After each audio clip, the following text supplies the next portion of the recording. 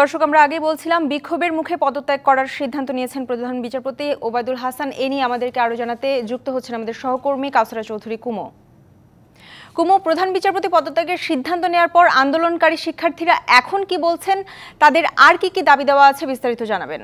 যেখানে জড়ো হতে শুরু করেছিল, তারা যেহেতু বলেছে আজকে প্রধান বিচারপতি অন্যান্য বিচারপতিদের সমন্বয়ে ফুল কোর্ট মিটিং ডেকেছিল এবং সেটি অনলাইনের মাধ্যমে এটি জানার পর থেকে কিন্তু তারা কোর্ট প্রাঙ্গণে যারা আন্দোলনকারী শিক্ষার্থীরা রয়েছে তারা এসে উপস্থিত হতে থাকে, যে যার মতো করে জড়ো হতে থাকে এবং এখানে সমন্বয়কারীদের একজন আসলে ঘোষণা দেন, বিচারপতি আলটিমেটাম দিয়ে দেন যে দুপুর 1টার মধ্যে যদি পদত্যাগ না জেরাও করবে।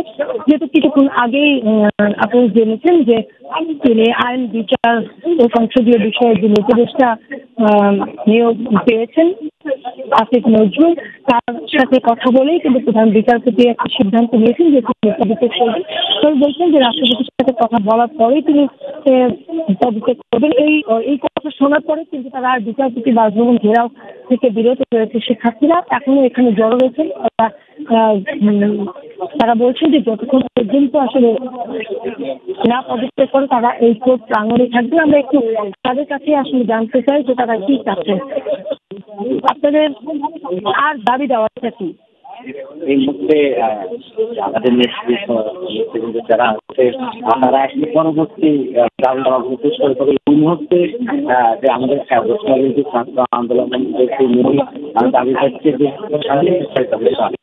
যে প্রধান বিচারপতি যে বিচারালয়ের রায়ের পরিপ্রেক্ষিতে আজকে ছাত্র জনতা বৈষম্যের বিরুদ্ধে উত্তাল হয়ে উঠেছে।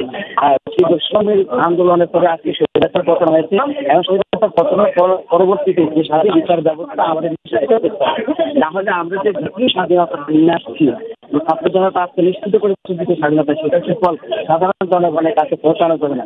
যার জন্য আমাদের এই মুহূর্তে আমরা বৈষম্য ছাত্র আন্দোলন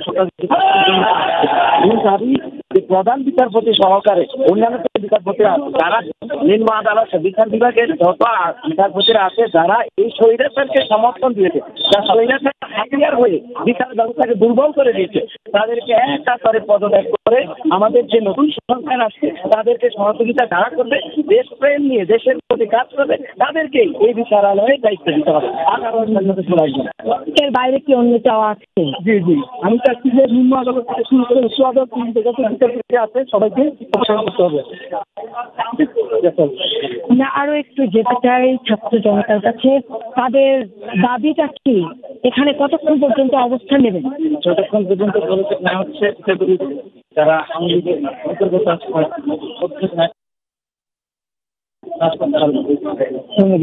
শুনছিলেন যে আসলে তারা চাচ্ছেন যে উচ্চ আদালত থেকে নিম্ন আদালত পর্যন্ত যত আইনজ্ঞ রয়েছেন, বিচারপতি রয়েছেন, তারা তাদের পদত্যাগ করুক এবং যে তারা স্বাধীন বিচার বিভাগের কথা বলছেন এবং এই স্বাধীনতা যারা রক্ষা করবে, স্বাধীন থাকতে পারবে, তারাই এই চেয়ারগুলোকে বসছে, এটাই দাবি। এবং যতক্ষণ পর্যন্ত আসলে তারা পদত্যাগ করছেন না প্রধান বিচারপতি সহ অন্যান্য বিচারপতিরা, ততক্ষণ পর্যন্ত তারা কোর্ট প্রাঙ্গণে অবস্থান নিতে চান। কুমু, আপনাকে ধন্যবাদ।